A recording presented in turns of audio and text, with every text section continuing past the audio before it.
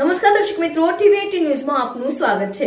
ટીવી18 news ગુજરાતની પળે પળની ખબર ધરાવતી ગુજરાતી ન્યૂઝ ચેનલ છે। હવે જોઈએ મુખ્ય સમાચાર। પાંદેસરા પોલીસ સ્ટેશનમાં વર્ષ 2017માં નોંધાયેલા અપહરણ ગુના મામલો। પાંદેસરા પોલીસ સ્ટેશનમાં વર્ષ 2017માં નોંધાયેલા અપહરણ ગુના મામલો। સુરત ક્રાઇમ બ્રાન્ચે આરોપી કુંદન ઉમેશ બિંદને બિહારના પટના ખાતેથી ઝડપી પાડ્યો।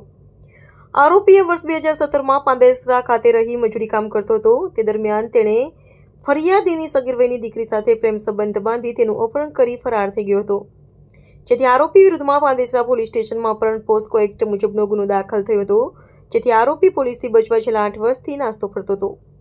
હાલ પોલીસે આરોપીની ધરપકડ કરી આગળની કાર્યવાહી હાથ ધરી છે। સુરત ક્રાઇમ બ્રાન્ચની ટીમે પાંડેસરા પોલીસ સ્ટેશનમાં છેલ્લા 8 વર્ષથી એટલે કે 2017થી એક મારામારીના જે છરા વડે મારી અને ગંભીર ઇજાઓ પહોંચાડવાના ગુનામાં એક વોન્ટેડ આરોપી હતો કુંદન ઉમેશ બિંદુ, જેને બિહાર પટનાથી સુરત ક્રાઇમ બ્રાન્ચની ટીમે ખૂબ લાંબા સમય બાદ પકડી પાડવામાં આવ્યો છે અને એને આગળની તપાસ માટે પાંડેસરા પોલીસ સ્ટેશનમાં સોંપવામાં આવ્યો છે।